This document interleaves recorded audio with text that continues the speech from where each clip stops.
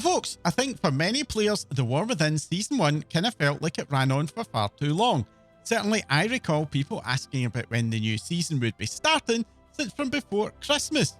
But believe it or not, this season has been pretty average in length. The good news is that this week Blizzard announced the release date for patch 11.10, which is going to be on February the 25th for NA servers and the 26th for EU, meaning that we have just 10 days or so left until we get some new content to dive into.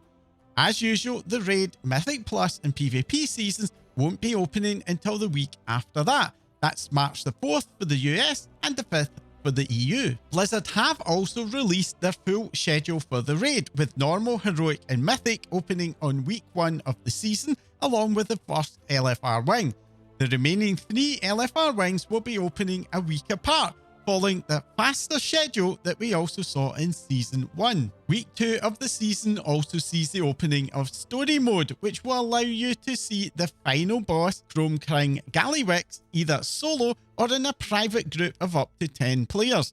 This will allow non-raiding players, or those of you who don't want to wait for your raid team to kill the boss, to complete the raid quest and see the likely end of the 11.10 storyline. In Season 1, story mode turned out to be pretty straightforward, with the follower NPCs that join smaller groups to help being more than a match for the boss. All this means that the main story campaign will at most be split over 3 weeks. Along with the new 8-boss raid, we're getting a new zone, a new ground travel system called Drive, a new Mythic Plus rotation, which will include the remaining 4 War Within dungeons, a brand new dungeon and 3 returning dungeons, along with 2 new delves and a new storyline for the existing delves, and the usual 39 item level gear jump, meaning that even normal level champion gear will be starting out a step up from the current myth track tiers. This announcement means that if you have unfinished business from Season 1, now is definitely the time to wrap it all up. With the ending of the season, the main seasonal achievements, including Keystone Master along with its mount,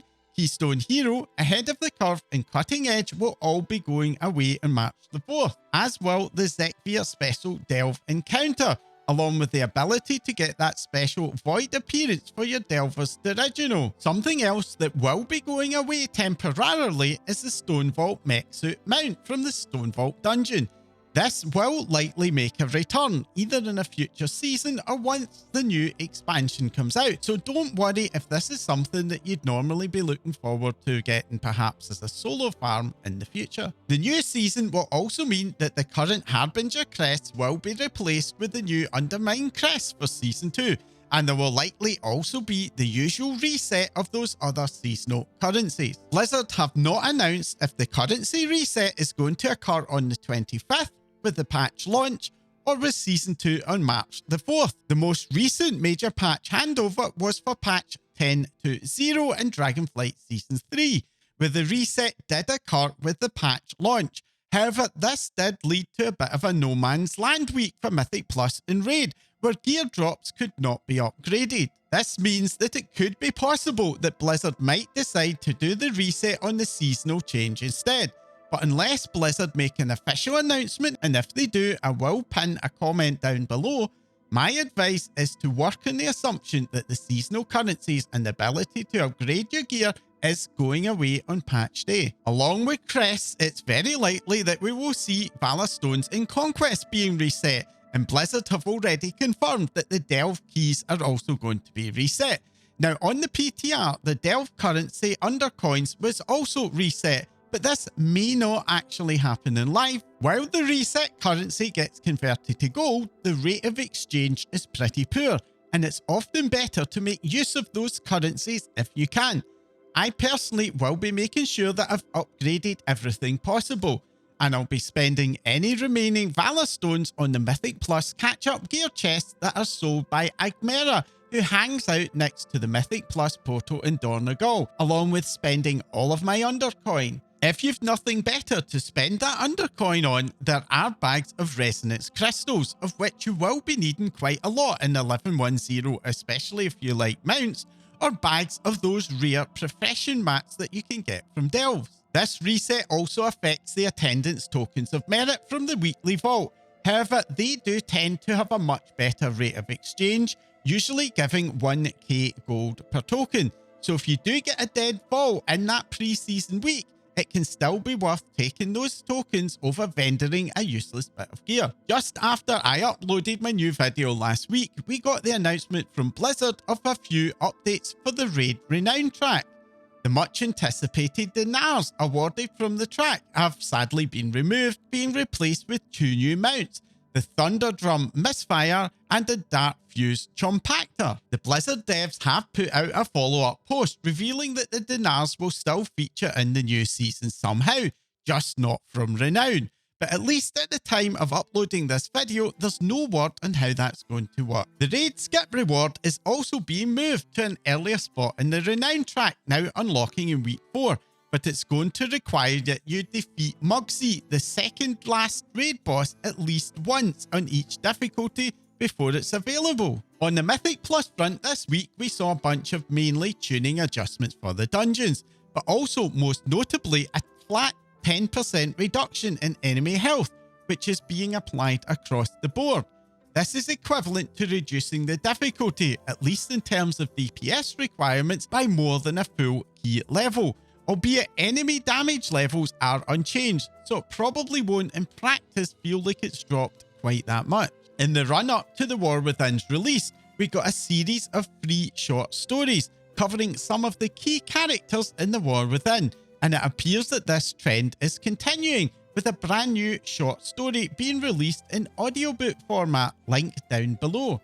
The new story is called The Tipping Point and provides a cool backstory for one of the main characters of the 11.10 patch, Renzik the Shiv. Renzik isn't a new character, having been hanging out in the SI7 headquarters and even been a quest giver in Stormwind ever since vanilla.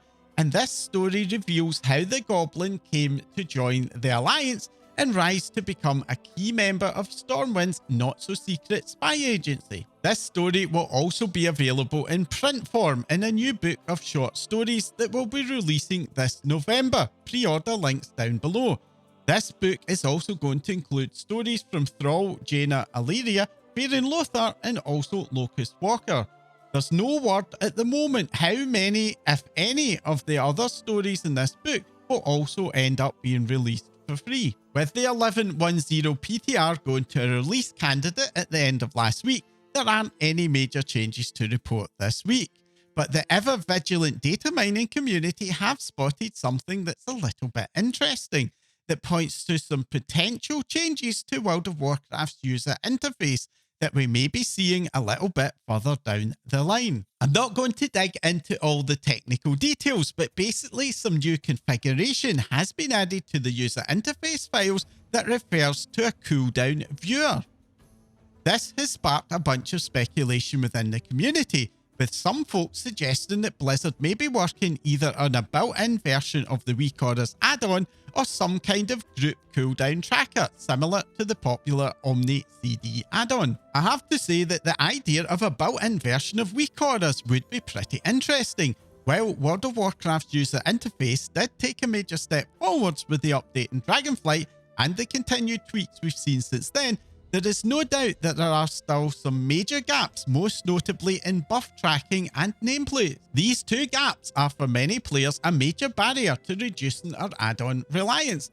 Having the ability to customize buff and debuff tracking and even to set up custom trackers via the built-in UI would be a game changer, and potentially it could be the thing that could wean me off Elf UI. This is of course purely speculation. Until we see something concrete and usable on the public test servers or in an official Blizzard announcement, this could end up going nowhere or end up being for something completely different.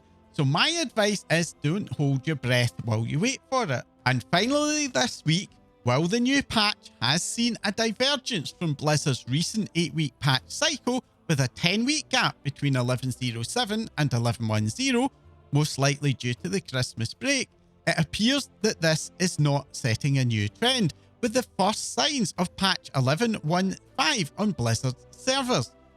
The new 11.15 patch is currently encrypted, and so it is a bit of a complete mystery, but it likely means that we will be getting an announcement from Blizzard on that new patch in the near future, most likely a week or two after 11.10 releases. Anyways, that's all the major updates for this week. I'm certainly pretty excited to see how the quirky goblin theme in the new patch will play out. It kinda brings back memories of Mechagon for me, but what about all of you? Are you looking forward to diving in and trying out the new car? Or is this just not to your taste? Let me know in the comments down below. If you found this update useful or interesting, then do let me and the dreaded YouTube algorithm know by hitting that like button. And also, if you have not already subscribed, then hit that subscribe button to make sure you find out whenever a new video goes live. I have a ton of cool videos coming soon, and all of your views, likes and subscriptions help to make my channel more visible to a wider audience, and that makes it easier for me to continue producing them, and for that you have my thanks. That's all for now. Thanks for watching.